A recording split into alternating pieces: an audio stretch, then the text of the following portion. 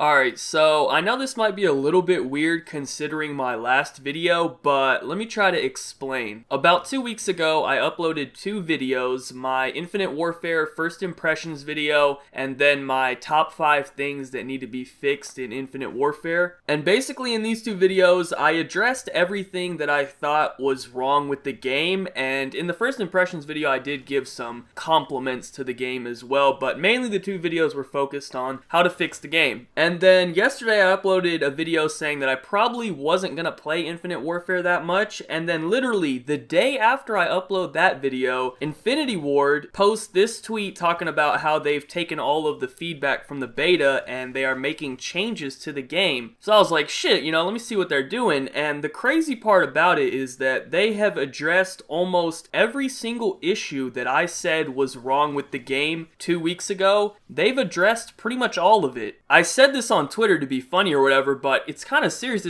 It's almost like I actually know what I'm talking about, alright? I'm 40 years old. I've played all of the Call of Duties. I know a little bit about Call of Duty, alright? I know what's good for the game and what's bad for the game. I don't make these criticism videos just to hate on the game because it's fun or just complain for no reason or whatever. I make the videos because the shit I'm talking about are real issues and things that need to be talked about and need to be fixed. And apparently they did get fixed, which is why I'm making this video. So that's why I kind of titled the video the way I did, because apparently I need to give Infinite Warfare a second chance, which I wasn't planning on doing. I wasn't gonna really play the game at all, but after seeing this, I was like, you know what? Maybe I should try it out again.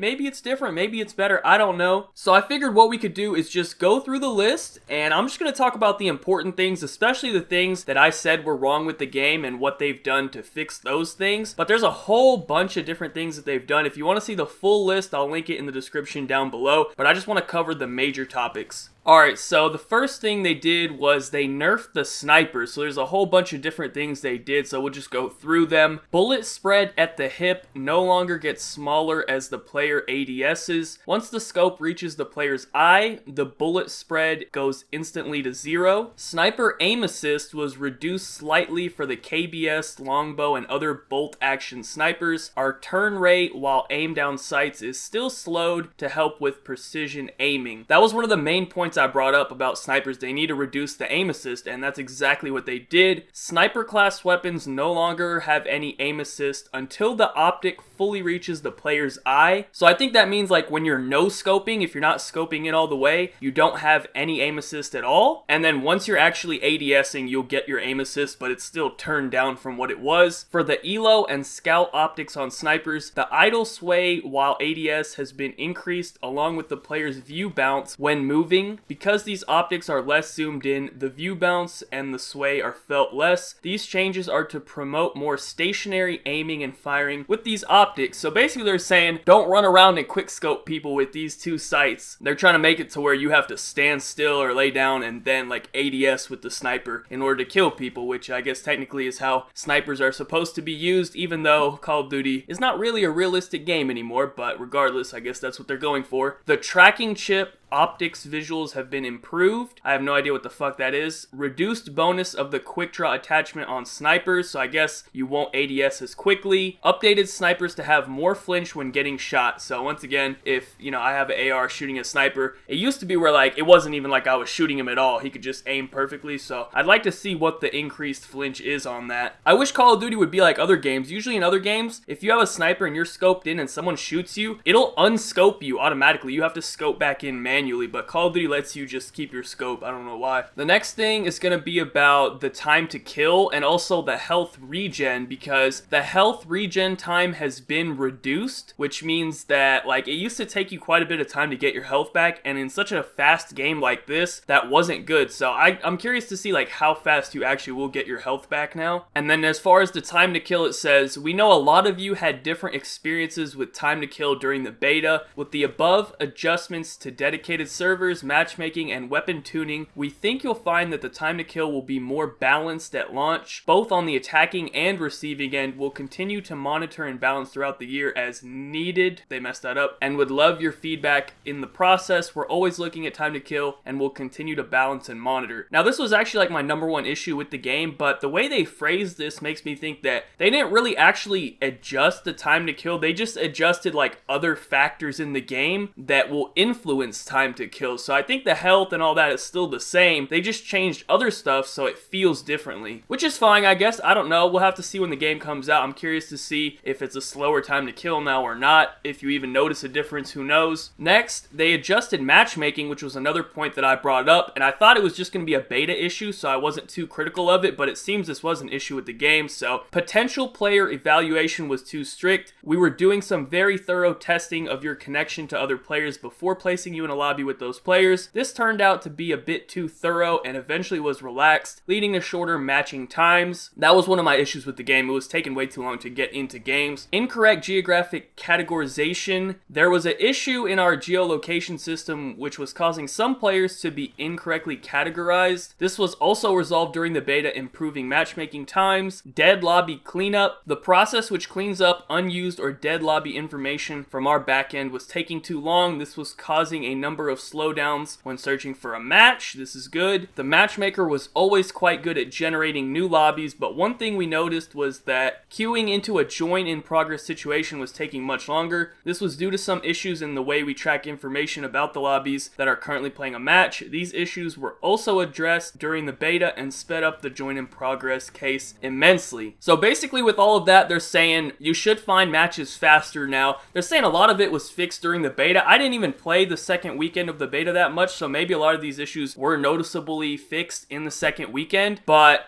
it seems that in the real game, you will have a much easier time getting into matches. Next, they changed the economy, increased salvage gain in mission teams, changed currency value in supply drops, increased drop rate of keys in round-based mode. So basically, they're increasing the amount of salvage and keys that you earn. This was one of my main points to criticize as well. It was just way too slow. So once again, they're just covering everything that I've said was wrong with the game. So that makes me happy. I still don't know, how good of a job they did of fixing it, which we'll find out in a couple of days. And finally, they made some adjustments to the score streaks. The AP3X increased health, bullet damage, and weapon accuracy up close to help with target acquisition. The RCA increased health, increased weapon accuracy to help with target acquisition, slight increase in fire rate, and slight damage increase on splash damage. The Thor increased speed of tracking rockets, increased damage on both tracking and straight fire rockets.